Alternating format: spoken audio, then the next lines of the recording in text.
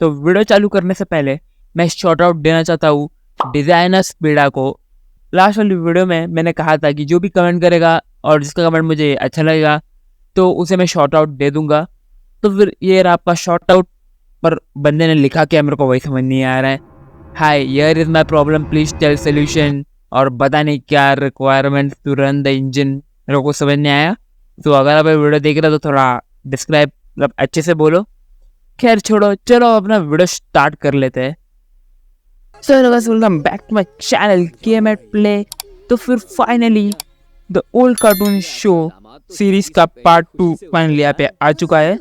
तो फिर इस वीडियो में हम कुछ ऐसे पुराने शोज के बारे में बात करने वाले जो पहले इंडिया में आया करते लेकिन फिर आना बंद हो गए। और सबसे स्पेशल बात, इस पूरी लिस्ट में जितने भी शोज है वो सब के सब इंडियंस है, कोई बाहर का शो नहीं है। ये शोज इंडिया में बने थे और इंडिया में ही आते थे। इस शो में जो भी शो है वो किसी स्टेज वाइज में अरेंज नहीं है कि जो पहला है वो अच्छा है, जो लास्ट तो खराब। इस सब रैंडम है और ये सब एक से बढ़कर एक शो होते हैं जो पहले आते थे। तो फिर ये मैं आपको बता देता हूँ। और दूसरी सबसे बड़ी बात कि आजकल एवरेज लोगों का अटेंशन स्पैन 8 सेकंड से भी कम होने लगा है। तो फिर यार चलो देखते इस वीडियो को एंड तक कौन टिकता है, और जिसमें मैं एंड तक कोई टिका और मैं वहाँ पे कमेंट वर्ड बोलूँगा और बस ओ वर्ड आपको कमेंट में टाइप करना है और फिर अगली वीडियो का शॉर्ट आउट आपको मिलेगा। तो यार चलो यार अपनी वीडियो स्टार्ट करते इसी बहाने। तो फिर सबसे पहला हमारा शो आता है। तो एक्चुअली तो ये कोई शो नहीं है, एक मूवी है जिसे आप सब ने कभी ना कभी बचपन में जरूर देखा होगा। तो फिर इस शो का नाम है none other than kid crash.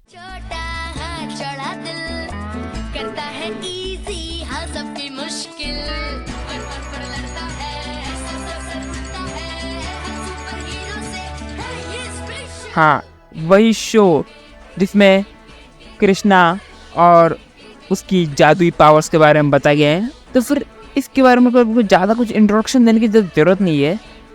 तो फिर चलो पहले हम यहाँ इस शो का डिस्कस कर लेते हैं। ये शो आता था कार्टून नेटवर्क पे अराउंड 2013 के आजू बाजू, लेकिन भी हालांकि बीच बीच में ये शो कभी कभी लगा है पर काफ़ी रेयरली लगा है। आई थिंक 2-3 साल पहले आई थिंक मैंने इसका कुछ लास्ट मूवी देखी थी, उसके बाद मेरे को कभी देखने नहीं मिली ज़्यादा। और फिर इसके कुछ और भी मूवीज आए थे जैसे कि mystery of Mongolia and Shakalaka Africa. इसके टोटल 3 के 4 मूवीज है जो कि आए थे और मैंने चारों देखी है। कमेंट में बताया कितने मूवीज देखे आपने किड क्रैश के। तो फिर किड क्रैश की स्टोरी रिवॉल्व करती है कृष्णा जो कि अपना लड़का रहता है, उसके पास कुछ स्पेशल पावर्स रहती है जो कि उसे मिली थी उसके पापा रोहित से, क्योंकि उसके पापा रोहित ने मदद की थी कुछ एलियंस की जिसका नाम था जादू। वो पहले धरती पे फंस गए थे तो फिर रोहित ने कैसे करके उसे अपने दोस्तों के साथ स्पेस में भेज दिया और तोहफे में जादू ने दी उसे कुछ स्पेशल पावर्स, और जो पावर्स अब कृष्णा में भी है। इस शो का सबसे बड़ा विलन रहता है वो है डॉक्टर पारा, पागल साइंटिस्ट। एक पागल साइंटिस्ट जो कि अपने एक्सपेरिमेंट के चलते उसे लेबोरेटरी से निकाल दिया, और उसे निकालने का एक कारण था क्योंकि रोहित ने उसकी कंप्लेन की थी कि उसे देख लिया था कुछ फालतू एक्सपेरिमेंट करते हुए, और फिर इसलिए उसने पुलिस बुलाई। डॉक्टर पारा भागते भागते पुलिस से बचते बचते कैसे तो जा रहा था, पुलिस उसके पीछे पड़ी थी और रास्ते में उसका एक्सीडेंट हो गया और पहाड़ से नीचे गिर गया। और जैसे ही सब लोगों ने देखा कि उसकी कार फूटी पड़ी है और आग लगी है तो सब ने उसे डेड घोषित कर दिया। एक्चुअली में वो जिंदा था और वो वहाँ से बच के चला गया। तो फिर ये शो का मेन विलन है और इसमें कृष्णा के कुछ दोस्तों के आपको नाम बताओ तो इसमें मैं हूँ स्वामी और ये लॉपसंग और ये मिंग्यू। हाय। चलो बैक स्टोरी काफी हो गई, अब आते प्रेजेंट में। तो कृष्णा के उसका कुछ स्पेशल पावर्स रहती है और फिर जादू यहाँ पे आ जाता है क्योंकि उसे रोहित को देखना था क्योंकि काफी सालों से वो मिला नहीं था, पर उसे ये नहीं बताता कि रोहित उसे कहाँ मिलेगा। तो फिर जंगल में उतरता है कि वहाँ पे डॉक्टर पारा का कुत्ता उन्हें देख लेता है और रोबोट। तो फिर उसके पास जाते ही ये उन्हें पकड़ने के लिए और इलनेस का फिर डर जाते, तभी कृष्णा आ जाता है और उन्हें बचा लेता है। फिर मूवी इसके आगे काफ़ी इंटरेस्टिंग है, जिन्होंने नहीं देखी ये मूवी आप देख सकते हो। आई थिंक यूट्यूब पे अवेलेबल होगी शायद से। पहली वाली मूवी है और इसके और टोटल 3 के 4 मूवीज़ है, देख सकते हो, काफ़ी अच्छी मूवीज़ है। तो फिर हमारे लिस्ट का सेकंड शो आता है My name is Raj, तेरे जैसा और कोई नहीं, बिल्कुल बिंदास कर जो मुझे लगे सही, super smart dude हूँ, daddy जैसा cool हूँ, don't take no पंगा, I'll tell you why. My name is Raj, Raj, Raj, my name is Raj. लोग बेंटेन की कॉपी बोला करते थे क्योंकि इसमें कुछ वैसे टाइप का सिस्टम था, लेकिन ये शो अपने अलग ही एक्सपेक्टेशंस और अपने डिजाइन्स पे चलता था। ये शो रिलीज हुआ था 2011 में, अगस्त 19 में इसका फर्स्ट एपिसोड आया था कार्टून नेटवर्क पे। इसके राइटर्स थे शलस हिकी, विष्णु अथरिया और शरद वर्मा। इन तीनों ने मिलकर इस शो को बनाया था, my name is Siraj.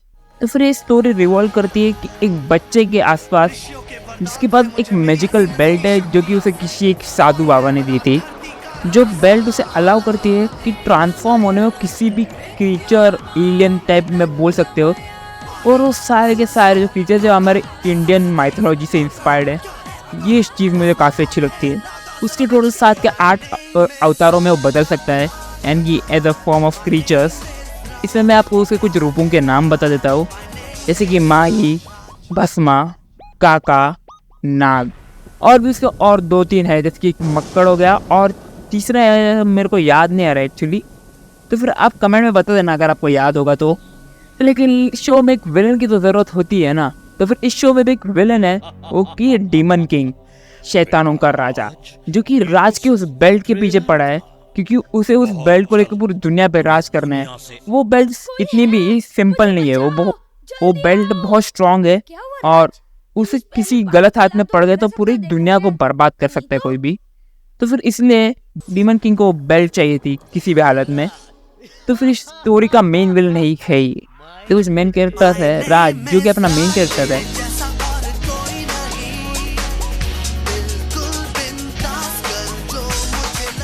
Story इनके अराउंड रिवॉल्व करती है, और सच में काफ़ी इंटरेस्टिंग शो है। इसमें हर एक एपिसोड में फाइटिंग, एक्शन, ड्रामा सब मिलेगा।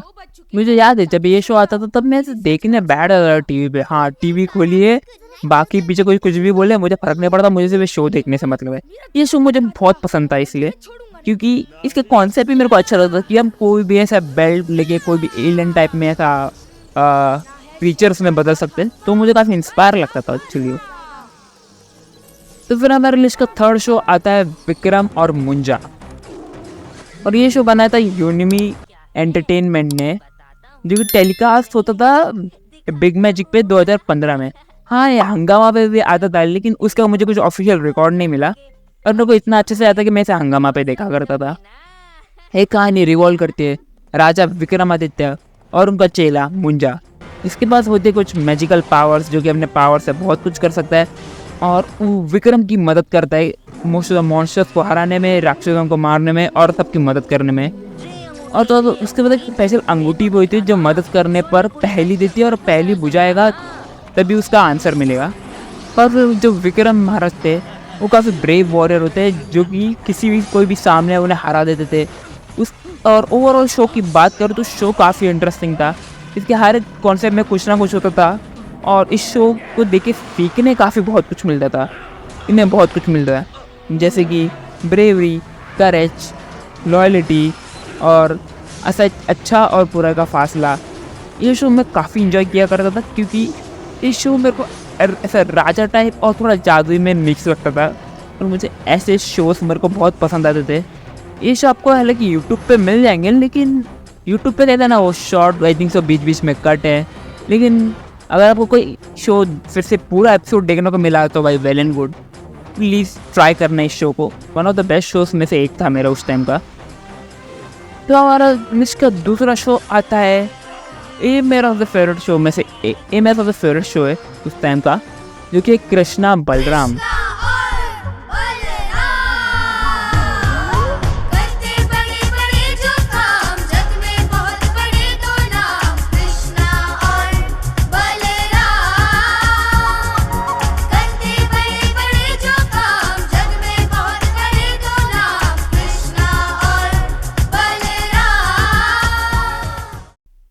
अब भाई जिन्होंने भी ये शो नहीं देखा है ना भाई, क्या कर रहे हो यार तुम लोग। इतना अच्छा शो आता था पहले, जाके देख लो यार जिन्होंने भी नहीं देखा, और जिन्होंने भी देखा है और लिस्ट में बताए जितने भी शो उन्होंने देखे हैं, तो भाई कमेंट में एक हार्ट तो बनता है। जितने भी शो मैंने लिस्ट में मैं टोटल 5 शोज बोलने वाला हूँ, तो फिर 5 में से जितने भी शोज देखे तो उस हिसाब से हार्ट डालना। इस शो को क्रिएट किया था राजीव चिकला ने, और जो कि कार्टून नेटवर्क पे आता था 2008 से 2011 के बीच में। ये आई थिंक शो मैंने देखा था 2015 का 16 में, आई थिंक फिर से आया था ये शो, तब मैं इसे देखता था। पर ऑफिशियल पहली रिलीज दी इसकी 2008 से। ऐसे प्रोडक्ट किया था ग्रीन गोल्ड एनिमेशन ने, और एक कहानी रिवॉल्व करती है एडवेंचर्स ऑफ कृष्णा और बलराम जो कि कृष्ण के बड़े भाई रहते हैं, और कृष्णा उनके आजू बाजू पूरी कहानी रिवॉल्व करती है। शो की स्टार्टिंग के एपिसोड में होता है क्या है, तो यह कि कंस ने वसुदेव महाराज के 8 पुत्रों को मार दिया था। कंस को भविष्यवाणी मिली थी कि वसुदेव का एक पुत्र कंस का वध करेगा, तो इसी डर में कंस ने वसुदेव के सारे पुत्र मार दिए। वसुदेव को टोटल 9 पुत्र होने वाले थे, उसमें से 8 को कंस मार चुका था, लेकिन 9वां पुत्र खुद श्री कृष्ण ने जन्म लिया उनके पास। और श्री कृष्ण की लीला तो आप सब जानते ही होंगे।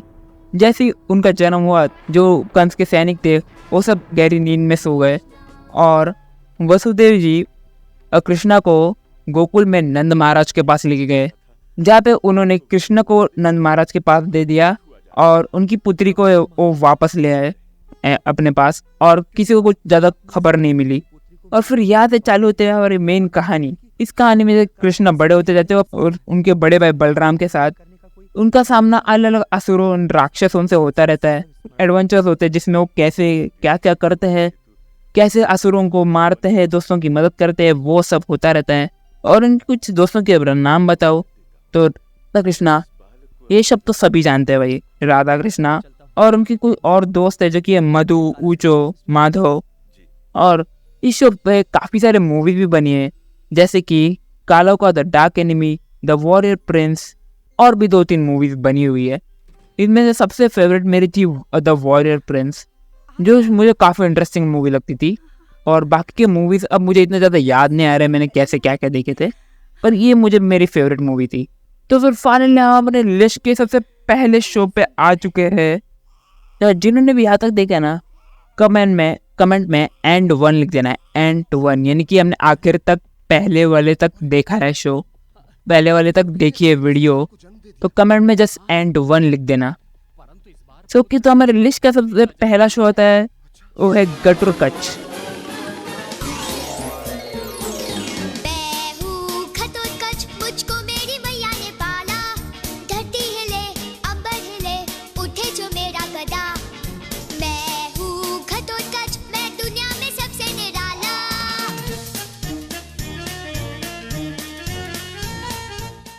एक्चुअली कोई शो नहीं है, एक मूवी है।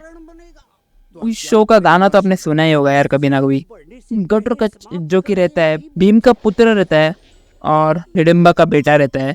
इसके पास कुछ मैजिकल पावर्स रहती है जो उसे अपने पिता और माँ से मिली रहती है। ये मूवी डायरेक्ट की है शिंगीतम श्रीनिवास राव ने।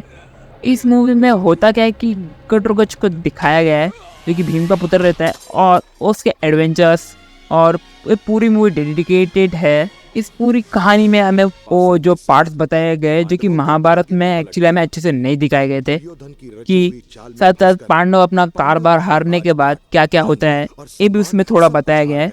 एट द एंड में इसमें पूरा प्रयास है कि अभिमन्यु की शादी हो जाए, तो कैसे क्या क्या होता है वो आपको ये मूवी देखने के बाद ही पता चलेगा। मूवी ज़्यादा बड़ी भी नहीं है, 1.5 आवर में पूरी मूवी खत्म हो जाएगी, तो तुम लोग के पास टाइम है तो ये मूवी जरूर देखना। बहुत पुरानी लेकिन आज तक काफ़ी इंटरेस्टिंग है। इसका गाना मैं आज तक भूल नहीं पाया हूँ, मेरे को अब भी वो गाना कभी सुनता मेरे दिमाग में चलता रहता है भाई, वो मैं हूँ घटोत्कच वाला। तो काफ़ी सही मूवी है यार। चलो यार, आज के शोज हमारे समाप्त हुए। वीडियो में कुछ रह गया हो तो प्लीज़ कमेंट में बता देना कि मैं कुछ पॉइंट्स कवर करना भूल तो नहीं गया, क्योंकि जितना मैंने देखा है मैं उस हिसाब से मैं सब बोला हूँ। तो फिर आज के 5 शोज में से आपने कितने देखे कमेंट में बताना, कितने नहीं देखे वो भी बता सकते हो, और कुछ फीडबैक देना तो ज़रूर दो यार। मतलब मुझे फीडबैक की ज़रूरत है वीडियो कैसे अच्छी लगी या नहीं लगी। तो चलो यार, आज की इस वीडियो के लिए इतना ही। Have a good day, good bye. Video चले तो लाइक कर देना, चैनल पे नए हो तो सब्सक्राइब कर देना। आज के लिए इतना ही। Have a good day and good bye, see या।